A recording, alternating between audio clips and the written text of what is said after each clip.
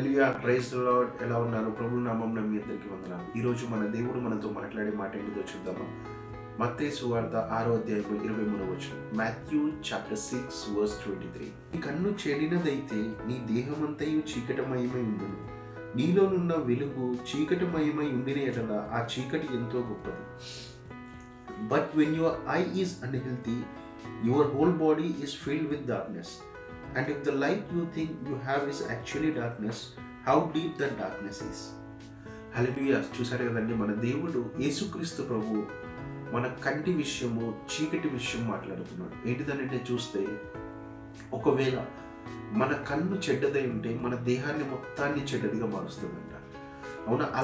అలానే మన జీవితంలో ఒక విధంగా చూస్తే కొంచెము చీకటి ఉన్నా, ఎంత మనం వెలుగులో ఉన్నామని అనుకున్నా, కొంచెము చీకటి మన జీవితంలో ఉన్నా సరే, ఈ కొంచెము చీకటి కాస్త మన జీవితం మొత్తాన్ని, అవునా, ఆ యొక్క మన శరీరం మొత్తాన్ని చీకటిమయంలోకి తీసుకెళ్తుందంట.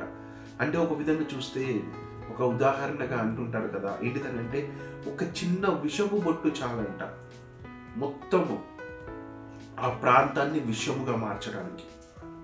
అలానే అపవాది యొక్క తంత్రాలు ఎట్లా ఉంటాయంటే, కొన్ని చిన్న చిన్న విషయాలే కావచ్చు, వాడు ఏం చేస్తాడంటే నీకున్న బలగాన్ని అన్నిటినీ కొన్ని చిన్న మాటలతో, కొన్ని చిన్న సందర్భాలతో, కొన్ని చిన్న వాటి వల్ల నిన్ను మొత్తము ఎక్కడో ఉండాల్సిన నిన్ను ఎక్కడికో తీసుకొస్తాడంట.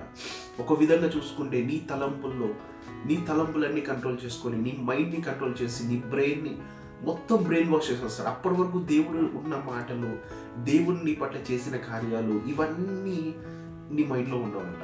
అంటే వాడు ఏం చేస్తాడంటే మొత్తానికి నీలో ఉన్న వెలుగునంతా చీకటిగా మార్చేలాగా చేస్తాడంట. అందుకోసమే మనము చీకటి విషయంలో చాలా జాగ్రత్తగా ఉండాలి. ఎందుకంటే ఒక్కోసారి వెలుగులో ఉన్నాము, నేను ప్రార్థనలో ఉన్నాను, బలంగా ఎదుగుతున్నాను అని అనుకుంటాం, కానీ ఎక్కడో ఒక చీకటి అన్నది మన శరీరంలోకి దూరి, మన మనసులోకి దూరి, మన మైండ్లోకి దూరి ఏం చేస్తుందంటే ఉన్న వెలుగునంతా కప్పేసి నేను ఇంకా చీకటిలో నడిపిస్తుందంట. అప్పుడు ఏమవుతుందంటే నీ మైండ్లో ఉన్న ధైర్యము ఏదైతే ఉందో ఆ ధైర్యము పోయి పిరికి వాటిలాగా మారుతామంట. అంటే నువ్వు ఏది చేయాలన్నా కాన్ఫిడెన్స్తో నువ్వు చేయలేవు. అంటే ఇక్కడ చూస్తే, ఒక విధంగా చూస్తే అపవాది మిమ్మల్ని ఆ యొక్క చిన్న చీకటిని వాడుకొని ఉన్న వెలుగునంతా తీసేస్తాడంట. అందుకోసమే మన దేవుడు యేసుక్రీస్తు ప్రభు చెప్పిన విధంగా చూస్తే మనము వీటి విషయము చాలా జాగ్రత్తగా ఉండాలి. అంటే మన మైండ్ ఎక్కడ డైవర్ట్ కాకుండా మనం చూసుకోవాలి. అందుకోసమే దేవుని యొక్క సహాయం ఎప్పటికీ నిరంతరం ఉండాలి. ఆయన యందు నమ్మకంగా ఉండాలి, విశ్వాసముతో ఉండాలి, ఆయనను ఎక్కువగా గడపాలి, ఆయన గురించి ఆలోచించాలి. ఎప్పుడు మన బ్రెయిన్ని ఎప్పుడు కూడా వాష్ అవ్వకుండా చూసుకోవాలి. అంటే ఒక విధంగా చూసుకుంటే దేవుని యొక్క మాటలు ఈ బ్రెయిన్లో నుంచి బయటికి వెళ్ళకుండా చూసుకోవాలంట. ఒకవేళ అలా చేస్తే మనం ఖచ్చితంగా, అవునా, ఈ యొక్క చీకటిని జయించి ఎప్పటికీ నిరంతరము వెలుగుతూనే ఉంటాము. మన జీవితం గొప్ప జ్యోతి వలె వెలుగుతూనే ఉంటుందంట. అవునా? చిన్న ప్రేయర్ చేసుకుందాము. థ్యాంక్ యూ లార్డ్ జీసస్, నజరేయుడైన సర్వశక్తి గల యేసయ్య.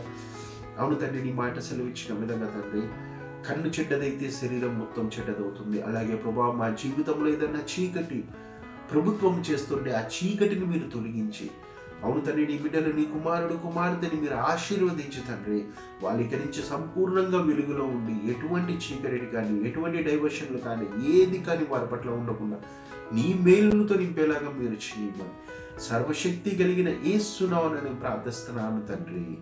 ఆమేన్.